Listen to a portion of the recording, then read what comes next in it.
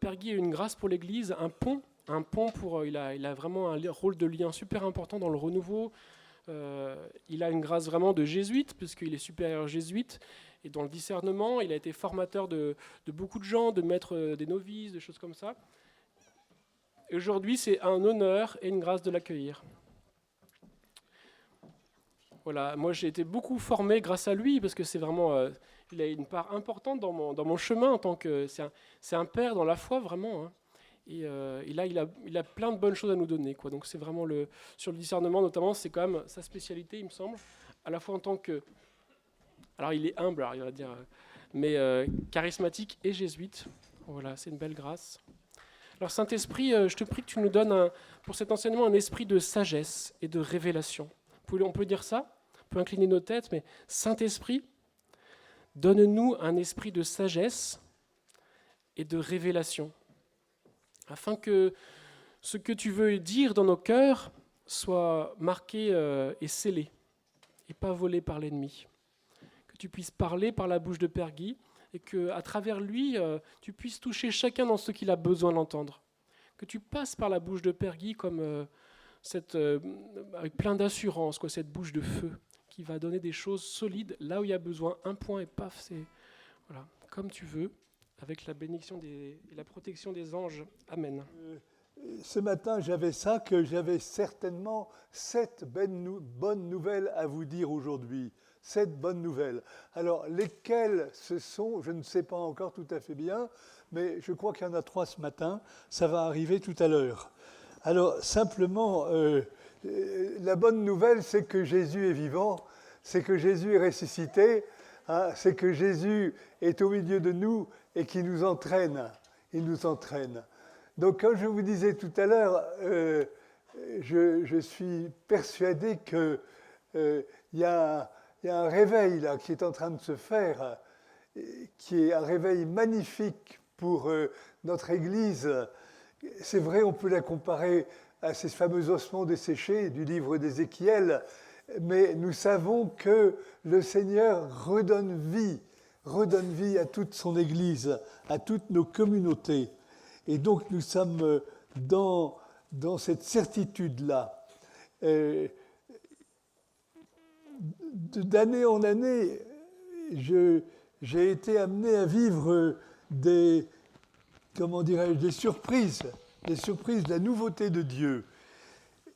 Et alors, pour commencer par un tout petit témoignage, et qui est un témoignage un peu de discernement, dans les années 72, 73, par là, nous étions en grand désert spirituel.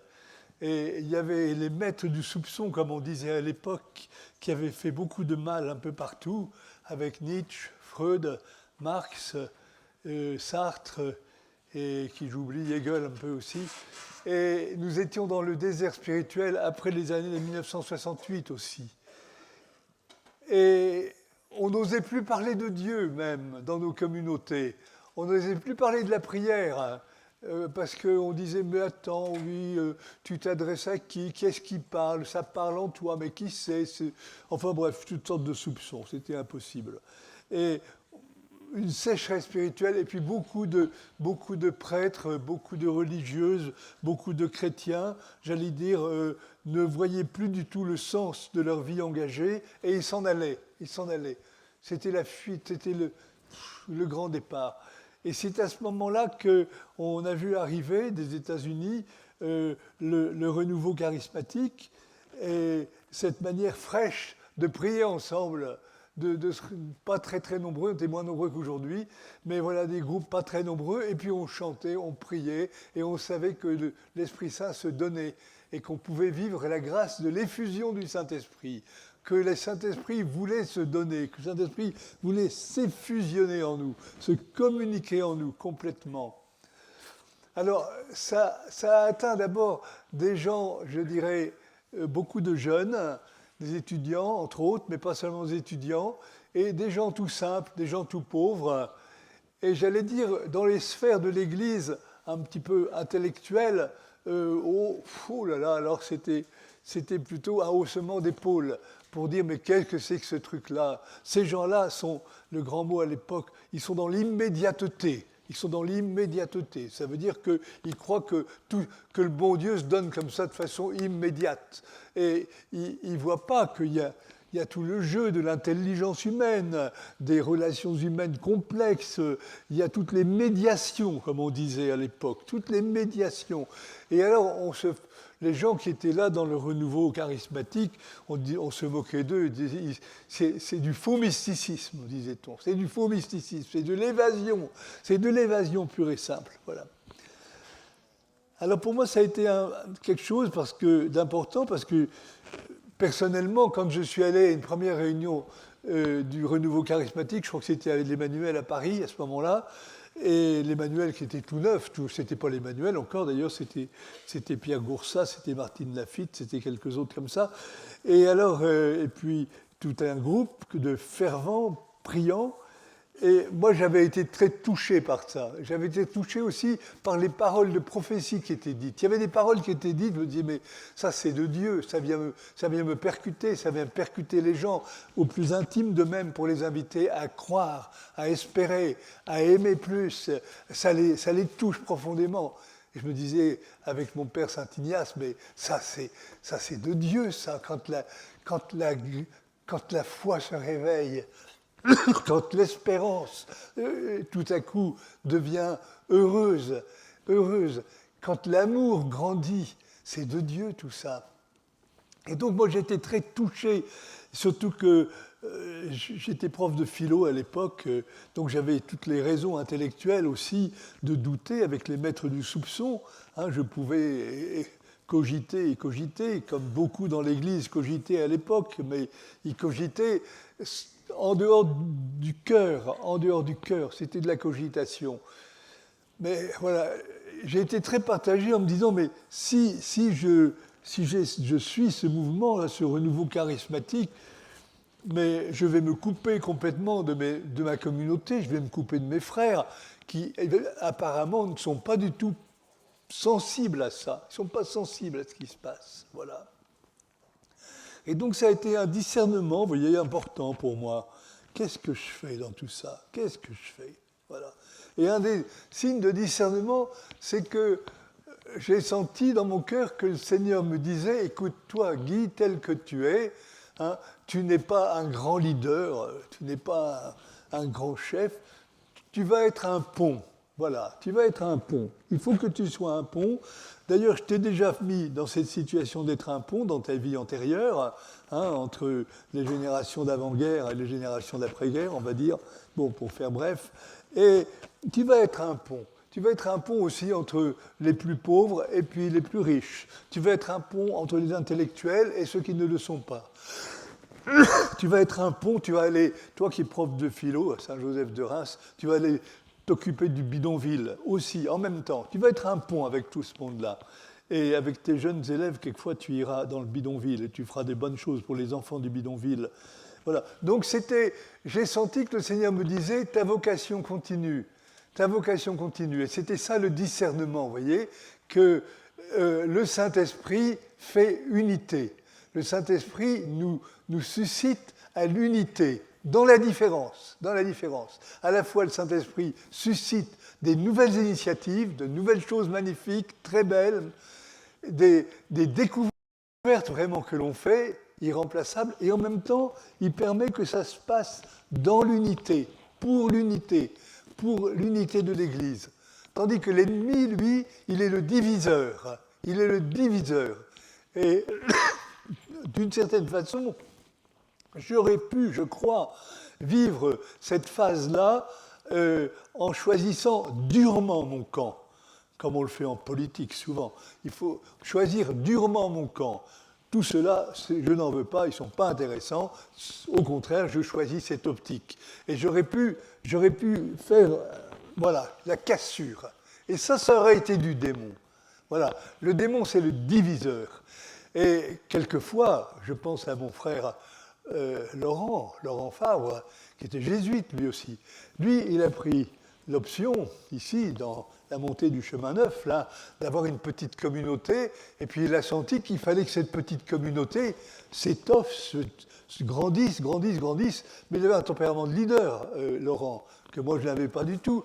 Mais ce que j'ai beaucoup admiré, et c'était un signe de l'esprit, c'est que tout en démarrant comme ça, avec des frères et des sœurs, le chemin neuf, eh bien, tout en même temps, il vivait ça dans l'unité avec les responsables de la compagnie de Jésus, avec nous qui étions des jésuites de base, et on se retrouvait, je me souviens d'une rencontre à Montmartre, par exemple, avec lui, et avec d'autres du même acabit, si j'ose dire. Et voilà, vous voyez, donc lui, il a pris son option, mais un des signes majeurs que c'était du Saint-Esprit, c'était l'unité. Voilà, nous avons avancé dans l'unité. Et alors, je pense que au contraire, quelquefois, il y a eu des divisions qui ont été très dures. On a dit non, allez, de toute façon, c'est tous des idiots, hein, ce sont des demeurés. Mon pauvre Lepoutre, mais qu'est-ce que tu vas faire là-dedans? C'est pas impossible. Et donc, on a subi de sévères critiques, mais je crois que ces sévères critiques étaient permises par le Seigneur, certes, mais qu'elles n'étaient pas du Seigneur. Ces sévères critiques ont été traitées vraiment de demeurés. Enfin, toi, Guy, tu es quand même un garçon intelligent, tu es quand même prof de philo. Qu'est-ce que tu vas foutre avec ces gens-là? Qu'est-ce que tu vas faire avec cette piété, là, cette piété dégoulinante, etc. Enfin, vous voyez, j'étais... Oh là là, qu'est-ce qu'on a entendu? Bref, voilà. Bon. Mais, donc, vous voyez, et ça, je dis, c'était pas de Dieu, ça. C'est pas de Dieu. Pourtant, c'est des frères que j'aimais beaucoup, hein, mais le diviseur était à l'œuvre. Vous voyez, le diviseur était à l'œuvre. Dès que nous sentons que nous sombrons dans une critique complètement sévère, dure, impitoyable, eh ben, c'est le démon qui est à l'œuvre. Tandis que l'œuvre de Dieu, c'est de susciter l'unité dans la différence. Voilà, ça c'est quelque chose de fondamental. C'est fondamental, vous voyez, dans les couples qui sont en difficulté, hein, par exemple. C'est fondamental dans les entreprises qui doivent changer de statut ou qui doivent essayer de trouver autre chose. C'est fondamental peut-être en politique, ça je ne sais pas. Avec ce que nous vivons actuellement, qui est vraiment quand même... bon, voilà, c'est quand même un peu hard. Hein, bon, comment garder, à travers ces débats que nous vivons actuellement, comment garder quand même un cœur serein? Comment garder l'espérance?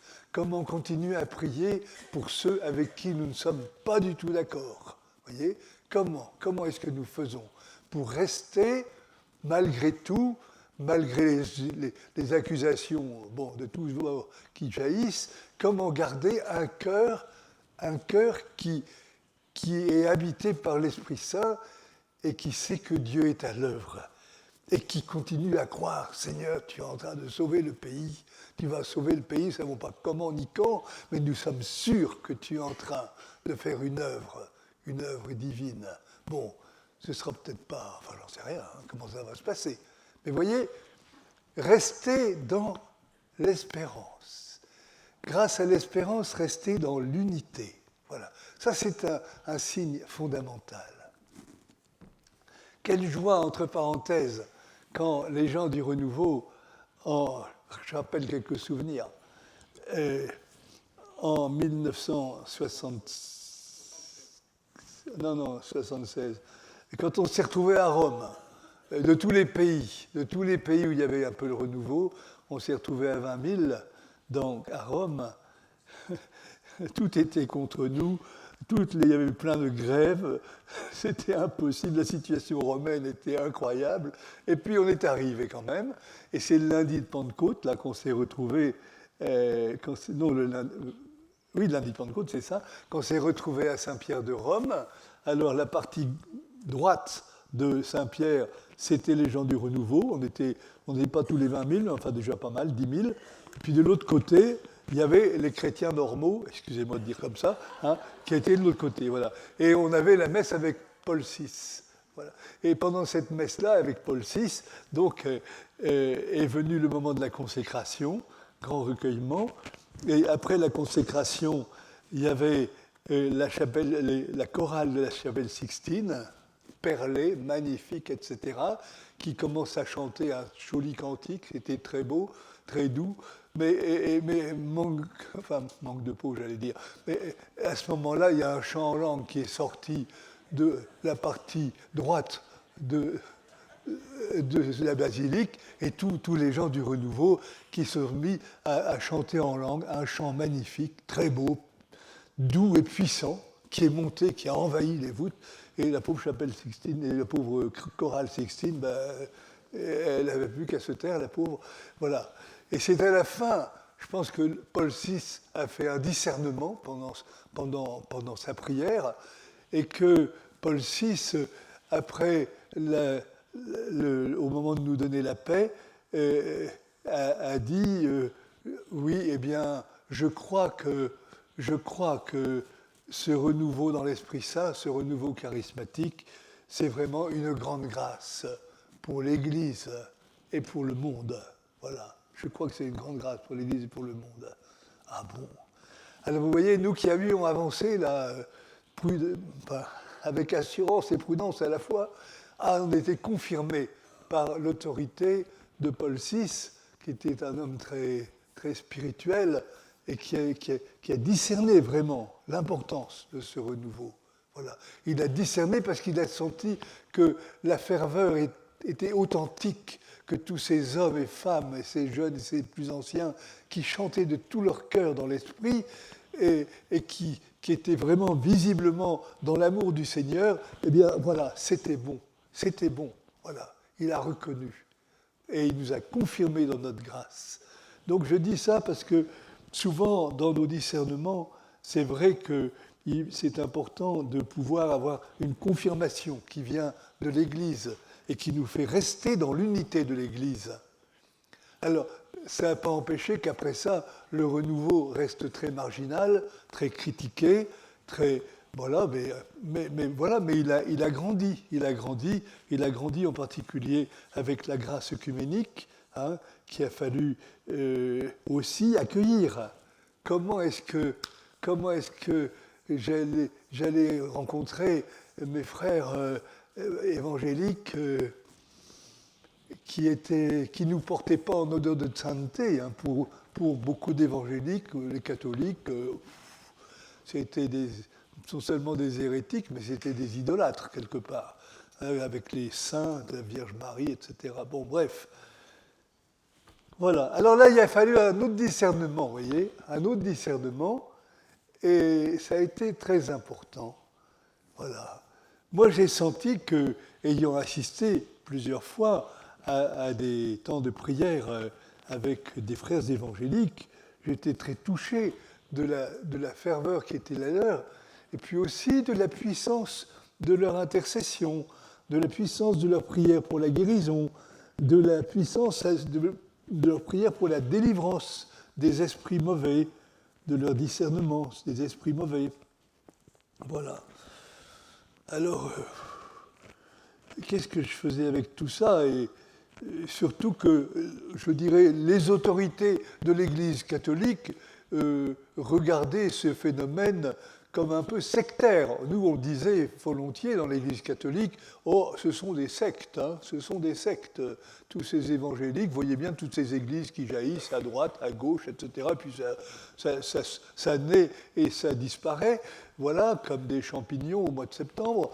Et voilà, l'Église catholique était hyper sur la réserve. Et surtout, c'est ça qui n'était pas juste, qu'elle mettait quelquefois l'étiquette de secte sur nos communautés évangéliques. Voilà.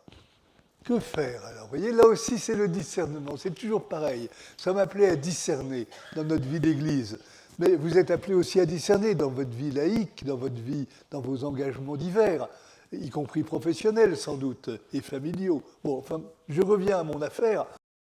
Donc, je reviens à j'ai pris des contacts alors. J'ai pris des contacts avec des pasteurs. Et puis toujours, la première question que me posait le pasteur, c'était de me dire, mais alors, comment tu t'es converti à Jésus-Christ? Comment tu connais Jésus-Christ? Comment tu t'es converti à Jésus-Christ? Et il me posait la question à moi qui étais prêtre religieux depuis un certain nombre d'années. Voilà. Et alors il fallait raconter d'une certaine façon comment on avait été saisi par le Christ. Et puis eux, de leur côté, ils me disaient comment j'ai été saisi par le Christ. Et je trouvais que c'était très beau, quoi. Ce partage, vous voyez, ce partage d'expérience, ce partage de conversion que l'on pouvait se dire les uns aux autres. Voilà. Alors, tant et si bien, je vous dis les choses comme ça parce que je pense que c'est un autre critère. C'est peut-être le critère de l'humilité. Je pense que c'est ça quand même, en regardant les choses en arrière. J'ai été invité par un des pasteurs à une convention qui se tenait à Pont-l'Évêque, sur les bords de la surface là, des tentes. Il y avait de l'eau et tout ça. Et ils avaient installé des tentes là. Et donc il y avait une Pentecôte aussi, c'était une Pentecôte. Et puis, ayant pris connaissance du pasteur, il m'a dit, mais écoutez, venez, vous verrez bien. Bon.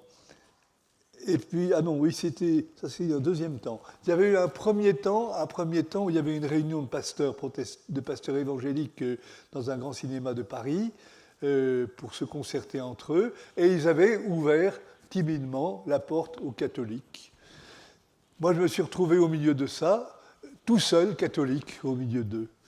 Il y avait entre autres Carlos Payan là-dedans, puis beaucoup d'autres que je connais aussi. Et alors...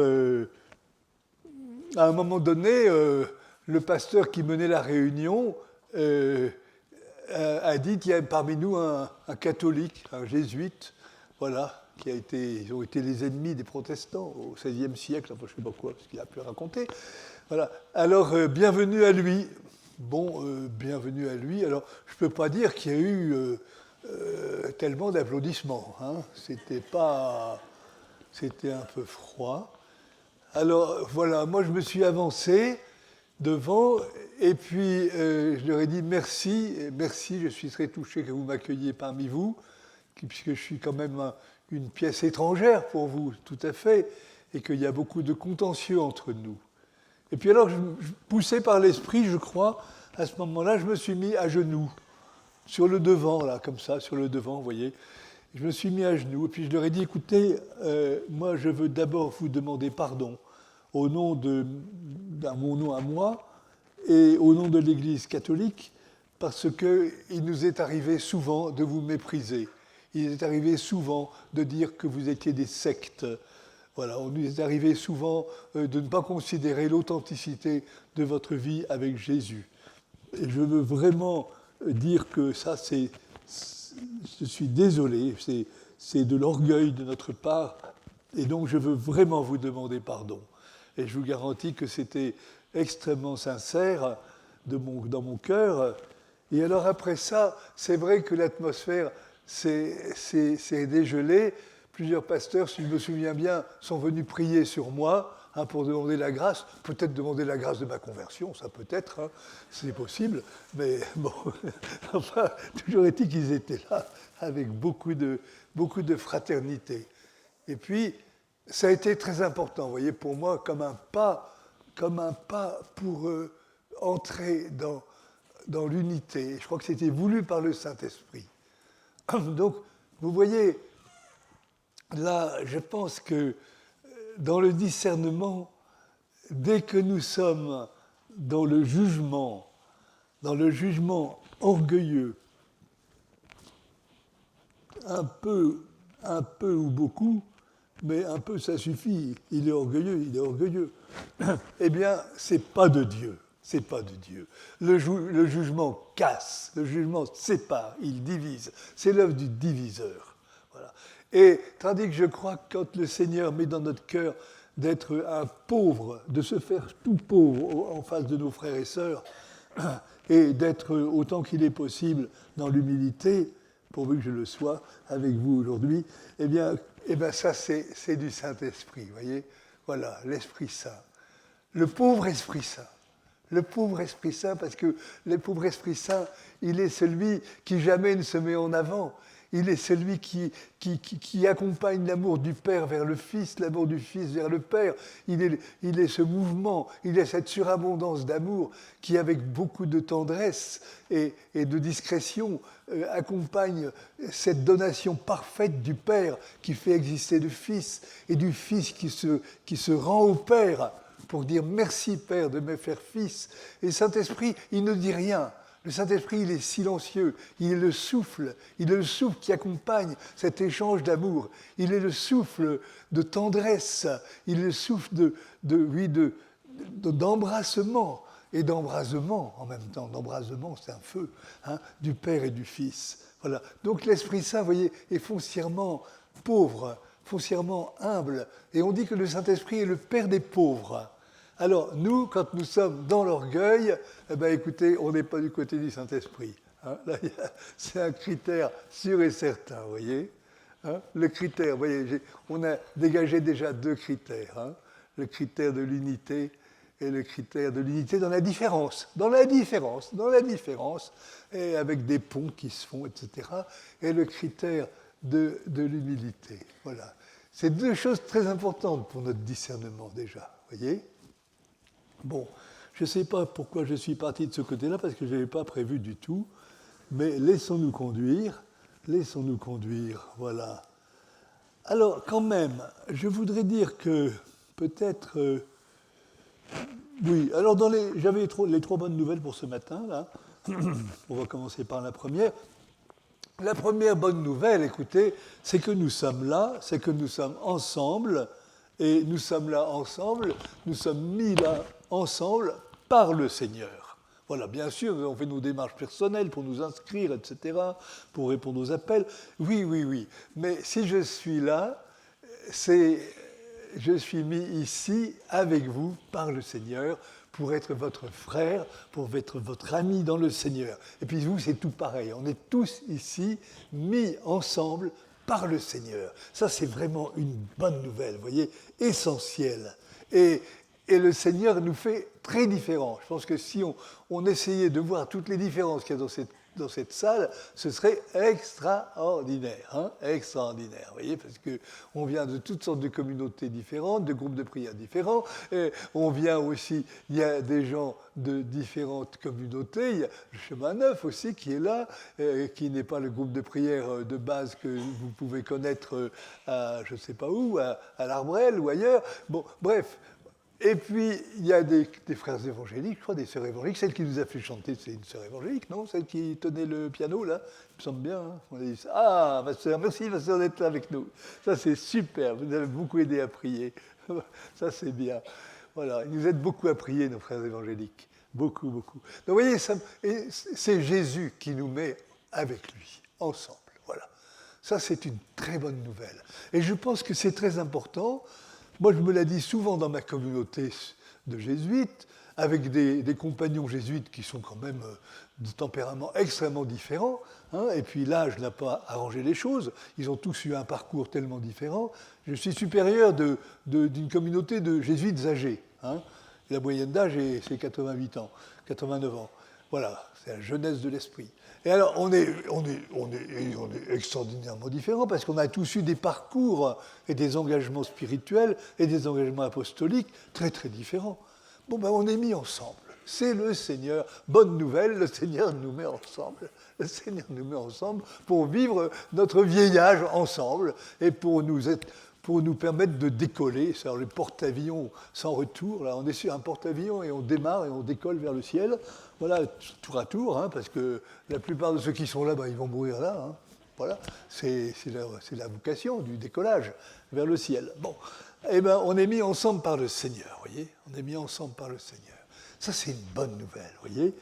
Tandis que l'ennemi, lui, il nous met toujours dans le souligner que la différence est que ce n'est pas possible de vivre ensemble. Voilà, il faut se séparer, il faut casser, il faut briser, etc. Voilà. Ça, c'est...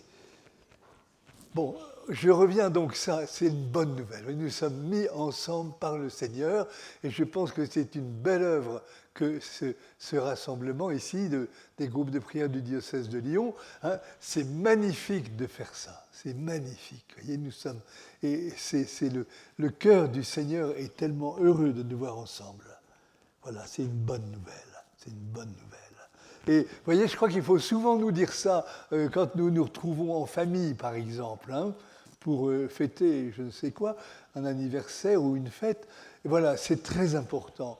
Nous sommes mis ensemble dans nos communautés, nous sommes mis ensemble dans nos paroisses, nous sommes mis ensemble par le Seigneur. Voilà. Et ne pas être toujours à courir à droite, à gauche pour trouver un endroit où ça irait mieux, où ce serait mieux. Hein, on se dit toujours ce serait mieux ailleurs. Bon, ben non, le Seigneur, il nous met là, et pour l'instant, ben, je suis là.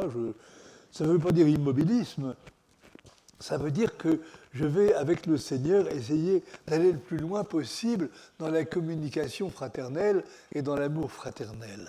Amen ? Amen, amen, amen. Est-ce que vous êtes sûr qu'on est mis ensemble aujourd'hui, ici ? Oui, ça va, vous êtes d'accord ou non ? Oui, ton voisin, ta voisine, peut-être que tu ne l'as pas choisi. Tu n'as peut-être pas choisi ton voisin, ta voisine, attends une seconde, derrière toi, là. Voilà. Eh bien, tu es mis avec lui. Voilà. Tu es mis avec nous. Nous sommes mis ensemble. Nous sommes mis ensemble. Voilà. Ça, c'est vraiment une bonne nouvelle, vous voyez ? Voilà. Nous sommes mis ensemble. Et puis avec les frères évangéliques, s'il y en a plusieurs, alléluia. Hein. Voilà, bravo. Bien. Alors, ça, c'était un premier point. Alors, le deuxième point, la deuxième bonne nouvelle que je voulais vous dire, c'est que nous vivons une période de très grands combats. Je pense que nous vivons une période de très grands combats, et c'est une bonne nouvelle, parce que ça veut dire que l'échéance du royaume, l'échéance du retour du Seigneur approche. Voilà, ça approche. Et que quand il y a du combat comme ça veut dire que les forces de l'ennemi qui sentent que ça va bientôt être la défaite définitive, eh bien, elles se remuent, elles se battent, voilà. Et qu'au contraire, le Seigneur, lui, il pousse pour que nous devenions de plus en plus chrétiens, adhérents au mystère du royaume, pour être prêts à entrer dans la splendeur du royaume. Donc le combat, quand même, j'insiste pour dire que nous sommes dans un très grand combat. Oui, vous sentez bien, quoi, vous sentez bien. Nous sommes quand même dans un monde, une société, en France en particulier, extrêmement sécularisée, hein, où la référence à Dieu est très absente dans le quotidien de la vie, des bureaux, des rencontres, des discours politiques aussi bien. Hein, voilà. Et donc, ça c'est. Mais à côté de ça, il y a aussi que tout dans la société moderne devient possible et les sollicitations du péché, on va dire, les sollicitations du péché sont constantes. Les sollicitations, voilà, plus de confort, plus d'argent à gagner, voilà, bon. Plus de débauche, disons le mot carrément, hein, voyez-vous. C'est quand même terrible de voir que sur beaucoup de nos médias, sur Internet et compagnie, il y a quand même beaucoup de choses qui sont... Voilà. Et que beaucoup de personnes, beaucoup de jeunes en particulier, mais aussi de moins jeunes, et aussi de vieillards, bon, je dis le mot exprès, peuvent être sollicités, vous voyez, enfin, ça n'existait pas tout ça, hein, dans ma jeunesse. Entre parenthèses, la pornographie, pour dire les choses comme elles sont, ça n'existait pas. Il y avait quelques revues dans certaines librairies, mais c'était quand même très rare. Là, vous voyez, tac-tac, un petit clic, ça y est. Ah, bon, voilà. Mais écoutez, ça veut dire qu'il y a une espèce diffusion du mal, vous voyez, parce que c'est le mal quand même tout ça, c'est le non-amour, c'est pas le respect de l'homme et de la femme, c'est pas la vérité, voilà, eh bien, c'est extrêmement diffusé, vous voyez, c'est diffusé, voilà. Le mal est diffusé et diffus partout, voilà. Ça c'est du côté des mœurs, hein, du côté des mœurs, d'accord. Mais il y a évidemment beaucoup d'autres choses, hein. Par exemple, il y a toutes les séductions de trouver des chemins nouveaux, extraordinaires, pour le développement humain, pour le développement de soi. Tu vas voir, fais du Reiki, et tu vas voir, c'est intéressant. Tu vas découvrir des trucs, tu vas découvrir des nouvelles choses. Peut-être on va t'ouvrir les chakras. Et si on t'ouvre les chakras, tu vas devenir beaucoup plus sensible, tu vas devenir beaucoup plus perméable à plein de choses. Ça va être extrêmement intéressant, tu vois. Ah bon, tiens, ça rappelle ça une certaine Madame Ève qui se trouvait dans un certain paradis terrestre. Et vous voyez, le serpent qui lui dit, mais vas-y, cueille le fruit, tu vas voir, hein, et tu deviendras divin. Ah bon, tu seras comme Dieu. Vous voyez. Alors là, il y a dans ces choses-là, j'ai dit le Reiki, mais il y a beaucoup d'autres choses du même type, hein, toutes sortes de chemins ésotériques, on va dire, et qui vous font faire des voyages, je ne sais pas trop où. Bon, bref, enfin, je ne suis pas très compétent, hein, parce que mais je vois les dégâts, quoi. Hein. Je suis dans la mission d'être exorciste dans le diocèse de Bayonne. Eh ben, je vois bien, si vous voulez, qu'il y a quand même beaucoup de dégâts, hein, et que si on se met dans ces affaires-là, eh bien, on est détruit, on croit qu'on arrive à une surhumanité, mais en fait, notre humanité est disloquée, elle est déséquilibrée quelque part, et peu de temps après, on va arriver à de grands tourments, voyez. Et là, eh bien, l'action du prêtre exorciste, entre autres, va être importante. Bon. Vous voyez, alors, malgré tout, si vous voulez, malgré cette extraordinaire diffusion du mal, je t'appelle nom par le nom, hein, que ce soit du côté des mœurs, que ce soit du côté de nos médias, de l'Internet et tout ça, que ce soit du côté des choses ésotériques, etc., que ce soit du côté aussi du système financier qui fait que certains font des fortunes invraisemblables avec, voilà, d'une façon qui n'est pas authentique, quoi, qui n'est pas vraiment juste. Eh bien, dans tout ça, ce que nous voyons, c'est que l'Esprit Saint se manifeste comme il ne s'est jamais manifesté. Ça, c'est magnifique, vous voyez. Moi, depuis les années 70, tu vois bien, l'œuvre du Saint-Esprit, j'avais quasiment jamais entendu parler de lui, un petit peu quand même, mais pas beaucoup, hein. Dans ma formation de jésuite, on avait parlé de la Trinité, mais on n'avait pas parlé du Saint-Esprit comme tel. Voilà. Et depuis, nous sommes là dans l'effusion du Saint-Esprit, pas seulement pour les bénis du renouveau charismatique, mais aussi pour toute l'Église. C'est toute l'Église qui est... Voilà, c'est tous les croyants qui sont appelés à ce renouveau dans l'Esprit Saint, à cette vie inspirée par Dieu, où on voit qu'on est en communion avec Dieu et que Dieu nous aime extrêmement et nous donne d'être des témoins rayonnants de sa présence dans le monde qui est dans le coma spirituel. Le monde actuel, il est dans le coma spirituel. Il ne sait plus qui est Dieu. Il n'y voit plus rien de Dieu. Voilà, plus rien. Alors il cherche à droite, à gauche, etc. Il cherche partout. Il ne faut pas. Voilà, amen. Oui. Donc la bonne nouvelle, c'est que nous vivons un sacré combat quand même, hein. Écoutez, moi je ne sais pas comment vous êtes, enfin moi je le vois dans ma vie, et ce qui m'ennuie un peu, donc ça ne m'ennuie pas, mais c'est un bon signe finalement, hein, c'est que ça ne s'arrange pas avec l'âge. Quand même, tu devrais être un saint homme, tu devrais complètement être... Tout ça, ça devrait être réglé, toutes les tentations. Enfin, qu'est-ce que tu veux à ton âge? À ton âge, tu ne vas plus avoir des tentations comme ça, tout ça, bon.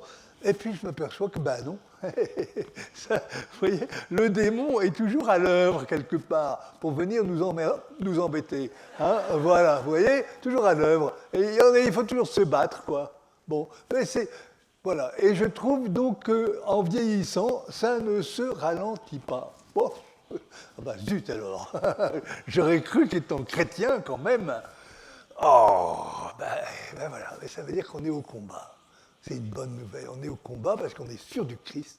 Et plus je vais, plus je vois que Jésus est vainqueur. Jésus est vainqueur. Et que si j'invoque Jésus, si j'appelle Jésus, il est vainqueur. Voilà. Et tu peux bien avoir des tourments. Et puis quand on est dans ma position apostolique qui est la mienne d'exorciste, on reçoit plein de confidences. Et toutes ces confidences de gens qui ont vécu des choses mauvaises quelque part. Ça nous percute. Et de saisir tout ça et de voir que Jésus est vainqueur dans ces vies-là, que Jésus les libère. Jésus les libère, voilà. Aujourd'hui. Donc vous voyez, je pense que c'est très important. Il faut le dire actuellement. Il faut le dire. Nous sommes dans le combat spirituel et c'est une erreur énorme de dire le démon, c'est une histoire du Moyen-Âge. Le démon, ça n'existe pas. C'est bon pour les demeurer, ça. Voilà. Non, nous voyons bien qu'il y a une présence du démon qui est à l'œuvre. Alors bien sûr, avec toutes sortes de médiations, comme on dit, toutes sortes de moyens, de ruse, parce qu'il est foncièrement rusé et séducteur. Voilà. Donc nous sommes dans un grand combat. Amen. Il faut beaucoup prier, vous savez. Là, notre ressource, c'est la prière quand même. Il faut beaucoup prier. Ouais. Et jamais croire qu'on est très fort. Il ne faut jamais jouer au malin, quoi. J'entends ce que je veux dire, excusez-moi, j'ai un petit jeu de mots, là, je n'avais pas pensé. Il ne faut jamais jouer au malin, d'accord ? Il ne faut jamais jouer au malin, d'accord ? Il faut vivre en Christ. Il faut vivre dans la victoire du Christ. Et la victoire du Christ, c'est quelque chose moi, que je ne cesse pas de répéter aux gens que je vois dans mon ministère. La victoire du Christ, c'est que Jésus, il a vécu le comble des malédictions. Le combat du Christ a été considérable pendant tout son chemin. Mais alors, à la fin, ça a été terrible. La condamnation de Jésus, la tentation à Gethsémani, enfin, on peut dire ça, puis ensuite l'arrestation, puis ensuite la condamnation, etc., tout ce qui s'en est suivi. C'était la pire des malédictions possibles. Jésus a été le maudit. Maudit soit celui qui est suspendu au gibet. C'était écrit, ça. Mais Jésus a vécu toute cette malédiction, il a reçu le poids, la charge de cette malédiction de façon terrible, mais dans un immense amour, quoi. Dans un geyser d'amour qui jaillissait de son cœur. Pardonne, Père. Père, je pardonne, Père. Père, l'amour est plus fort que tout ça. Voilà. Donc voilà, c'est la victoire de Jésus, vous voyez. J'arrête pas de dire ça à beaucoup de personnes qui viennent me voir pour vivre une délivrance, un exorcisme, et voilà, de leur annoncer le kérigme. Jésus a vaincu. Il a subi la pire des malédictions, les pires malédictions. Le démon s'est acharné contre lui. Le démon s'est acharné contre Jésus. Mais il a vaincu par la force d'amour de son cœur. Voilà. Et son cœur transpercé en est le signe. Jésus est vainqueur. Voilà. Et quand je dis ça aux gens, je leur dis bien sûr, c'est la croix de Jésus, je leur tends la croix, et puis je leur dis, mais il est ressuscité, il est vivant. L'amour est victorieux, l'amour est plus fort que la mort. Voilà. Et ça, c'est très important. C'est très important. L'annonce du kérigme, aujourd'hui, beaucoup de gens sont sensibles à ça quand on veut les aider à sortir de leur tourment en invoquant le nom de Jésus. Vous voyez, les gens sont très sensibles à ce que je viens de vous dire en quelques mots. Cette annonce du kérigme, le noyau de la foi, Jésus a porté sur lui toutes les malédictions, tous les péchés, c'est-à-dire les conséquences du péché, et il les a vaincus par l'intense feu d'amour qui était dans son cœur, qui a vaincu tout ça. Et là où le mal a abondé, là où le péché a abondé, la grâce a surabondé. Et aujourd'hui, c'est pareil. Aujourd'hui, là où le mal abonde dans ce monde, où il y a une diffusion maléfique énorme, eh bien, voilà, la grâce du Christ surabonde dans la puissance du Saint-Esprit. Voilà, la puissance du Saint-Esprit. Vous voyez? Donc c'est une bonne nouvelle qui nous dit, mais bien sûr, on dit, Seigneur, jusqu'à quand ça va durer? Maranatha, Seigneur, Maranatha, reviens vite. Oui, ben ça, le Seigneur, il connaît, c'est son problème, hein, c'est le problème de notre Père du ciel, de décider quand est-ce qu'il va revenir. Bon, ça c'est... Mais en attendant, eh bien, il nous donne cette grâce d'être saisi par la grâce, par la puissance d'amour du cœur de Jésus dans le feu de l'Esprit Saint. Amen. Et tout en même temps, on découvre le Père. Comme on n'a jamais découvert le Père. Ah oui, voilà. Amen. Voilà, donc ça c'est une bonne nouvelle, hein, vous voyez. Il faut y penser, il faut oser le dire, il faut oser dire que nous sommes dans un temps quand même de très grandes tentations, de très grands combats spirituels et humains aussi d'ailleurs, et que, voilà, Dieu est au cœur de tout ça, le mystère de Jésus crucifié est là, présent, avec sa force victorieuse d'amour. Voilà, ça c'est l'essentiel de notre foi. Amen, amen, amen, amen, voilà. Alors, peut-être là-dessus, je dis quand même quelques mots dans les règles de Saint Ignace. Je suis un petit peu dans le désordre, mais ça ne fait rien, vous allez saisir progressivement. Hein. Voilà. Alors, je dis quelques mots de la première règle de discernement que nous donne Saint Ignace. Il dit « À ceux qui vont de péché mortel en péché mortel ». Bon, c'est le langage de l'époque, on comprend bien. L'ennemi a généralement l'habitude de proposer des plaisirs apparents. Il leur fait imaginer des délectations et des plaisirs sensibles pour mieux les maintenir et les faire croître dans leurs vices et dans leurs péchés. Ah bon, voilà. Donc le propre du démon, quand quelqu'un est pris dans les tentations et qu'au fond il se laisse prendre de plus en plus, c'est de le séduire avec de nouvelles tentations encore plus fortes. Regarde, ça va être formidable. Tu vas faire cette expérience là, hein, tu vas avoir cette expérience comme tu ne l'as jamais eue auparavant. Tu vas voir le plaisir que tu vas éprouver, etc. Vous voyez? Donc c'est ça. Et c'est vrai, ça. Nous sentons bien quand nous sommes pris un petit peu par la logique du péché, hein, que le démon dit il faut encore aller plus loin. Tu n'as pas été au bout de ta jouissance. Tu n'as pas encore été au bout de ton pouvoir. Quelquefois des pouvoirs de nuisance, hein, contre d'autres personnes. Ça peut arriver aussi, ça. Bon, voilà. Et alors, là-dessus, les personnes qui sont dans ces situations-là, l'ennui, c'est qu'elles sont vraiment dans leur imaginaire, dans leur affectivité, un peu dans leur intelligence, surtout leur imaginaire et l'affectivité, et le démon, voilà, les entraîne de plus en plus. Et qu'est-ce que peut faire le Seigneur? Qu'est-ce que peut faire l'Esprit Saint? Eh bien, il ne peut pas toucher le lieu du cœur, parce que le cœur est out, si j'ose dire. Le cœur profond qui est le lieu de la présence de Dieu en nous, eh bien, il est un peu dans le coma spirituel. Et alors, Dieu, dans cette situation-là, qu'est-ce qu'il fait? Il touche, comme dit Ignace ici, le bon esprit, use d'une méthode inverse, il aiguillonne et ronge leur conscience par la loi naturelle de la raison. C'est-à-dire que l'Esprit de Dieu te fait réfléchir un petit peu quand même, parce que ta raison fonctionne toujours, pour te dire, écoute, si tu continues à aller dans ce sens-là, il va t'arriver des malheurs. C'est très dangereux ce que tu vis, c'est trop dangereux, c'est déséquilibrant, c'est ceci, c'est cela, hein, puis tu vas attraper des maladies, que sais-je, voyez.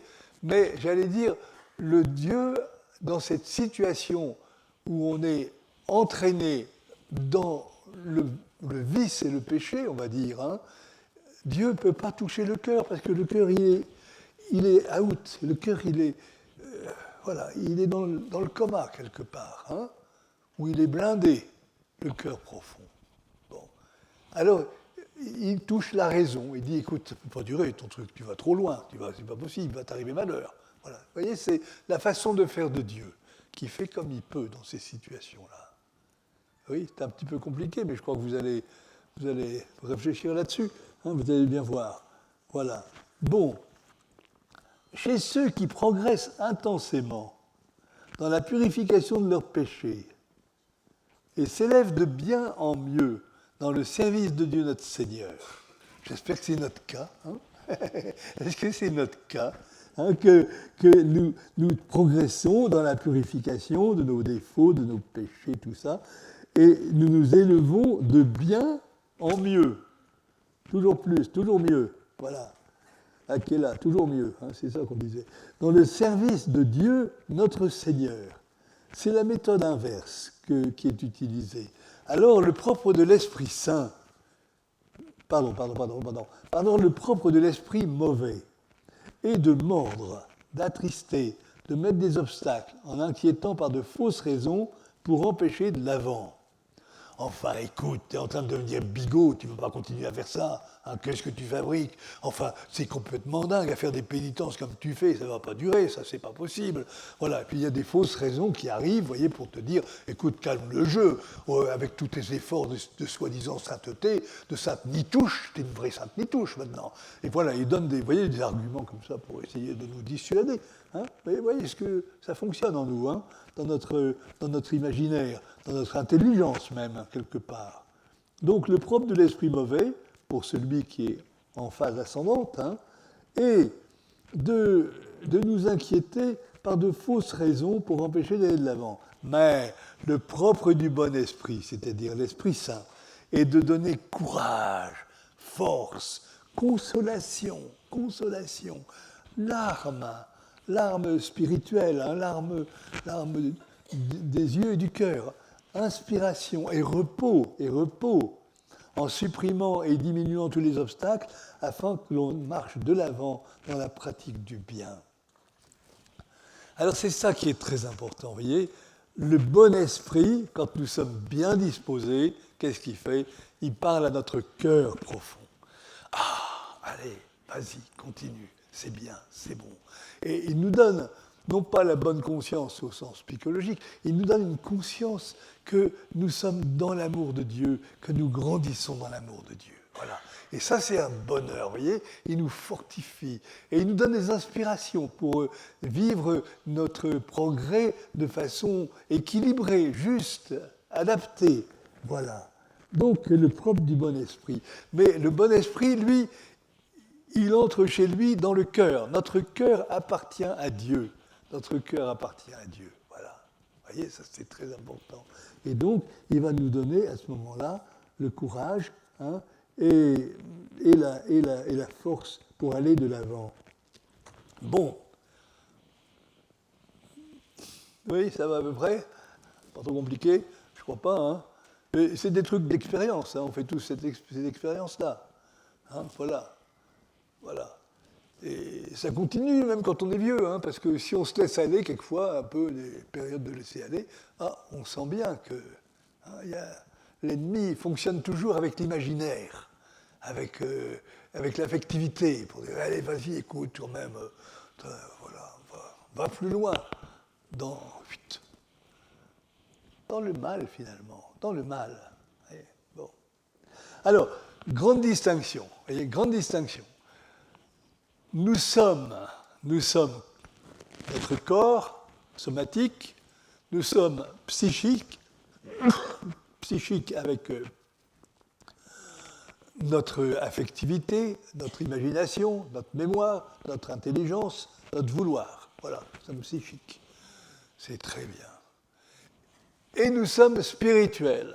C'est-à-dire que dans tout être humain, il y a ce lieu qui est particulièrement à l'image de Dieu, qui est le lieu du cœur. Voilà, Le cœur capable d'aimer toujours plus, le cœur capable de dire oui à l'amour, le cœur capable aussi de dire non. Ça, c'est possible. Mais c'est le lieu intime de notre liberté, le cœur, vous voyez. Et ce cœur, il a été fait vraiment à l'image et à la ressemblance de Dieu pour que nous devenions des êtres qui aimons de plus en plus authentiquement. Voilà. C'est fait pour aimer. Alors, ça, c'est très important pour nous. Le démon n'a aucun droit, normalement, d'entrer dans le lieu du cœur. Voilà.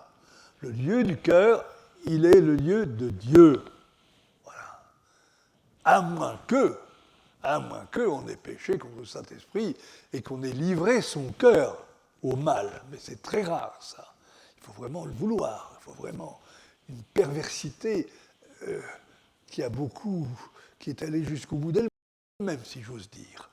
Une perversité luciférienne. Luciférienne, voilà.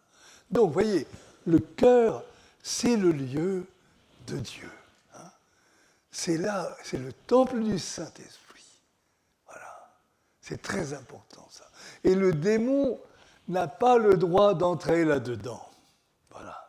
Le démon, alors, il va essayer de nous circonvenir, hein, au niveau de l'imaginaire, beaucoup de l'imaginaire, mon Dieu. Hein. Il est menteur comme Padé, il fait miroiter un tas de choses, voilà, pour nous tromper, pour nous entraîner. Donc, il va essayer de nous séduire. L'imaginaire, l'affectif, mon Dieu, l'affectif, je suis pris dans mon affectivité. Pas l'affectivité profonde, du cœur profond. Il y a une affectivité profonde, hein, qui nous fait aimer Dieu par-dessus tout, voilà. Aimer Dieu par-dessus tout. Ça, c'est l'affectivité profonde. Mais il y a une affectivité spirituelle qui ferait qu'on a des coups de cœur tout le temps. Hein, il y a des jeunes qui sont, voilà, ils sont amoureux tous les 3 jours d'une nouvelle personne. Hein, voilà, bref, j'exagère un peu, mais vous voyez, ça, c'est l'affectivité superficielle. Hein. Nous avons tous une affectivité superficielle. On a nos petits coups de cœur, quoi, tout ça. Puis on se laisse prendre. Bon, très bien. Enfin, très bien. C'est fatigant. Alors, ce que je veux dire, c'est que le démon, les forces du mal qui existent, hein, bon, qui existent, mais qui passent par toutes sortes d'intermédiaires, hein, eh bien, il agit là-dessus. Il agit sur la périphérie psychosomatique, pour employer un grand mot. Hein, voilà, psychosomatique. Mais il ne peut pas aller au niveau spirituel. Nous sommes des êtres spirituels, psychosomatiques. Bon, voilà, spirituel, psychosomatique. Ça, c'est le lieu vraiment privilégié de Dieu, le spirituel. Voilà. Le démon, il n'a pas le droit d'entrer là-dedans. C'est la maison de Dieu. Hein. Voilà, c'est la maison de Dieu. Pas le droit d'y entrer. C'est nous qui, à certains moments, allons donner peut-être un consentement. Mais le consentement va faire que l'ennemi va s'installer alors bien à l'aise dans notre corps, dans nos habitudes physiques, que sais-je, sexuelles et autres. Il va s'installer dans notre imaginaire, il va s'installer dans notre intelligence, etc., pour donner des auto-justifications. Mais le cœur n'y est pas. Le cœur n'y est pas. Quand vous êtes dans le péché, quelque part, je pense que le cœur n'y est pas. Le cœur profond n'y est pas. Le cœur est out. Le cœur, il est squeezé, il est dans le coma d'une certaine façon. Hein, voilà, le coma spirituel. Je crois que ça nous arrive dans notre vie, de vivre le coma spirituel. Hein. Ça, c'est embêtant. Mais ça nous arrive. Mais on se réveille, heureusement, grâce à Dieu. Il y a un coma spirituel. Ça va, ça, oui, ce que vous êtes. Vous acceptez ça, que je vous dise ça, oui, c'est possible. Hein, mais parce que je crois que c'est très, très important pour nous. Et savoir que Dieu parle au cœur de l'homme. Voilà. Voilà. Le cœur. Profond, hein. Profond. Bon. Alors, donc, ce que nous voyons dans ces 2 règles que je vous ai lues, là, hein, c'est que le démon va toujours chercher à la périphérie, pour ainsi dire, pour nous entraîner. Voilà. Mais Dieu, d'une part, à certains moments, peut parler par... Comment il parle, je ne sais pas exactement, mais c'est un fait. À notre intelligence raisonnable pour nous dire « Attends, ça ne va pas, ça c'est pas équilibré ce que tu vis là. » Et puis, quand nous sommes disposés, bien sûr, Dieu parle au cœur. Voilà. Amen. Bon, donc c'était la troisième bonne nouvelle, d'une certaine façon, c'est que notre Dieu est un Dieu qui parle et qui agit. Voyez ? Voilà. Ça, c'est un petit peu ce qui est intéressant, je trouve, dans le discernement, hein, et ce qui est intéressant lorsque nous vivons dans le renouveau charismatique, c'est que nous sommes sans cesse en lien avec un Dieu qui parle à notre cœur, qui nous parle. Voilà. Tout à l'heure, on a prié là-dessus, hein, on l'a dit tout à l'heure dans la prière. Mais au fond, beaucoup de nos contemporains, et même beaucoup de chrétiens, n'y croient pas à ça. Pour eux, tout est logique, tout est dans la tête, tout se passe par les raisonnements. Et il ne faut pas imaginer d'intervention du bon Dieu à l'intérieur de nous. Il ne faut pas imaginer non plus d'intervention du démon ou d'esprit mauvais qui viendrait nous embêter. Non, tout est rationalisé. Vous voyez, c'est ça un petit peu la difficulté actuelle, c'est que beaucoup de nos contemporains sont très intellectualisés, rationalisés, on va dire. Voilà. Et du coup, ils ne croient pas du tout à cette action spirituelle de Dieu dans notre cœur, ou à cette action des esprits mauvais par toutes sortes de médiations, d'images, etc. Voilà, qui sont là. Donc, la bonne nouvelle, c'est que Dieu, notre Dieu, il est très actif et qu'il n'arrête pas de s'occuper quelque part de moi. Et que chaque matin, quand je me réveille, je vais dire, Seigneur, écoute, conduis ma journée, sois avec moi. Tu seras avec moi, peut-être avec mon ange gardien, c'est possible, ou avec, je ne sais pas comment, mais tu mettras sur ma route qui il faut. Voilà, mais tu es un Dieu, tu m'aimes, Seigneur, tu es actif. Voilà. Et c'est très important, ça. Dieu parle, Dieu agit. Encore une fois, je dis, une des difficultés actuelles de l'Église, et notamment notre Église catholique romaine, eh bien, c'est que nous sommes souvent dans le rationalisme. Et on veut tout comprendre, et on dit tout s'explique par des raisons finalement psychologiques. Ben, c'est pas juste ça, vous voyez ? Je crois que c'est pas juste. Hein ? Et que finalement, ça fait que nous avons une vie chrétienne, bon, qui est intelligente peut-être par certains côtés, mais qui n'est pas chaleureuse, qui n'est pas fervente, qui n'est pas dans la louange de Dieu, parce que Dieu n'est plus du tout sensible au cœur, vous voyez ? Voilà, Dieu est loin, enfin, et on est surtout dans son raisonnement. Voilà la bonne nouvelle.